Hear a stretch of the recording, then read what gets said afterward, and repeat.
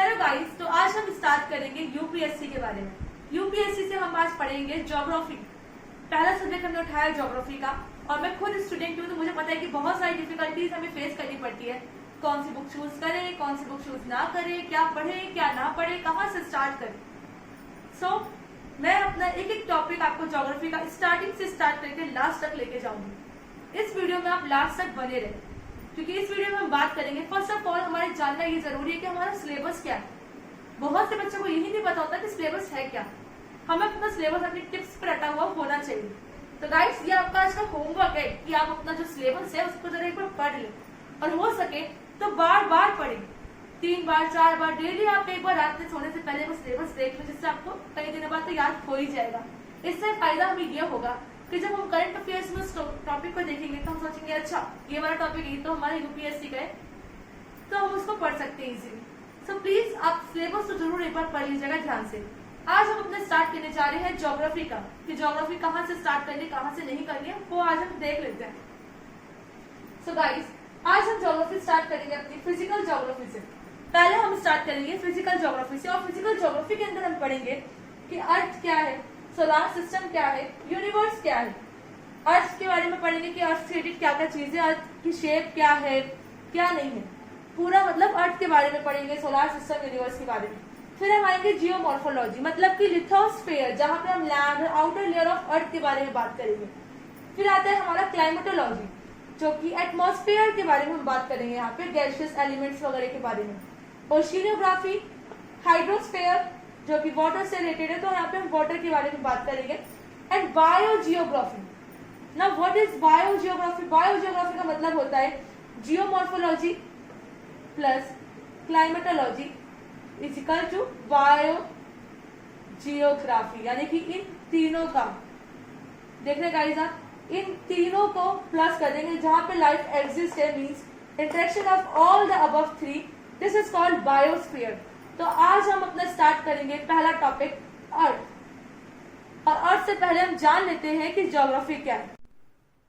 So guys, हम पढ़ रहे हैं ज्योग्राफी फर्स्ट, कि ज्योग्राफी का मतलब जान लेते हैं कि ज्योग्राफी होती क्या है। सो जियो मतलब होता है हमारा अर्थ, एंड ग्राफी मीन्स होती है description. So description of earth it is geography.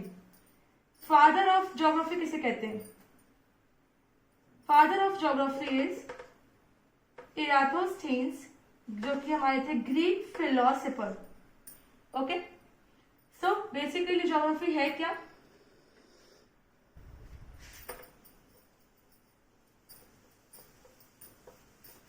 Guys, geography क्या है?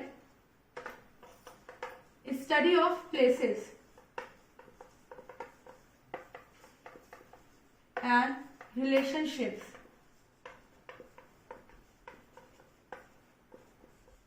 between people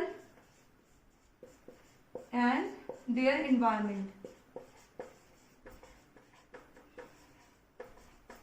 ठीक है, तो ये है हमारा ज्योग्राफी। सो गाइस, हमारा फर्स्ट टॉपिक है शेप ऑफ अर्थ, कि शेप ऑफ अर्थ क्या है। शेप ऑफ अर्थ गोल है या फ्लैट है, जो भी है हमें यहाँ से पता चलेगा शेप ऑफ अर्थ क्या है। हमने तो बहुत सुना है कि शेप ऑफ अर्थ जो है गोल है, सब कहते हैं कि गोल है, कुछ कहते हैं कि फ्लैट है। आइए देख लेते हैं। शेप ऑफ अर्थ में पहला कॉन्सेप्ट आता है हमारा जियोसेंट्रिक सिस्टम का, जिसमें बताया गया है कि जो अर्थ है is a centre of universe. फिर हीलियोसेंट्रिक सिस्टम आता है, जिसमें बताया गया कि sun is the centre of universe. Now Newton propose earth bit flattened at poles, जो अर्थ है वो फ्लैट है थोड़ा पोल से, एंड बल्ज है, there is some kind of bulge at equator, की बल्ज है एट इक्वेटर, थोड़ा सा है बट बल्ज है। अर्थ की जो शेप है उसे हम बोलते हैं जियोइड एंड ऑब्लिक स्फीयरॉइड। अब बल्ज कैसे है, हमें कैसे पता चलेगा कि भाई बल्ज है? हम नहीं मानते कि बल्ज है, देख लेते हैं। कहते हैं कि किसी भी सर्कल का जो डायामीटर होता है, वो जो होता है डायामीटर वो सेम होता है, चाहे आप यहां से लीजिए, यहां से लीजिए, कहीं से भी ले लीजिए, डायामीटर इज ऑलवेज सेम। आइए देखते हैं इसका डायामीटर क्या है। जब हम नॉर्थ टू साउथ पोल जाते हैं तो डायमीटर कुछ है,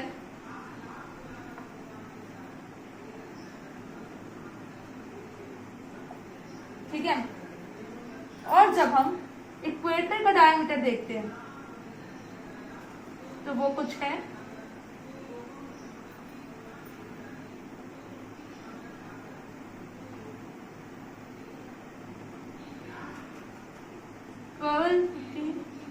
12,756 किलोमीटर, ठीक है।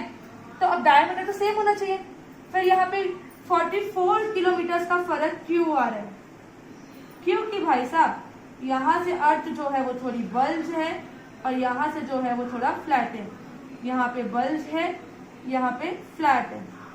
North pole, south pole, equator, ठीक है। सो और एक बात ये भी याद रखिएगा कि न्यूटन ने सिर्फ ये अर्थ के लिए नहीं कहा, हर एक प्लैनेट जो स्पिन करेगा फास्ट, स्पिनिंग जिसमें होगी जितनी फास्ट होगी उतना ही फ्लैट होगा। हर एक प्लैनेट जो स्पिनिंग करेगा यानी कि रोटेशन करेगा वो फ्लैट होगा, ठीक है। तो अर्थ ने बताया, इसलिए न्यूटन ने बताया था हमें कि स्पिनिंग यानी कि रोटेशन जो है वो रीजन है बिहाइंड फ्लैटनिंग का, कि भाई फ्लैट क्यों है, रीजन है rotation. Rotation is the main reason of flattening. और इसके लिए अगर हम और देखें एग्जांपल तो वो है जुपिटर हमारा एंड सैटर्न। सो गाइस, अगर आपको ये कॉन्सेप्ट मेरा समझ में आया हो और आप चाहते हैं कि मैं आगे और वीडियोस ऐसे डालती रहूं तो आप मुझे लाइक मेरे चैनल को और सब्सक्राइब कर दें। सब्सक्राइब करेंगे तो आपको न्यू नोटिफिकेशंस मेरी वीडियोस की मिल जाएगी और मैं आपको पूरा ज्योग्राफी पढ़ाने वाली हूँ। तो please guys follow and subscribe तो कर ही लीजिएगा। एंड मेरे को फॉलो करना है इंस्टाग्राम चैनल में ताकि मैं आपके वहाँ पे डाउट्स क्लियर कर सकूँ। तो उसके लिए आपको मेरा इंस्टाग्राम अकाउंट का लिंक डिस्क्रिप्शन पे मिल जाएगा। Thank you so much guys.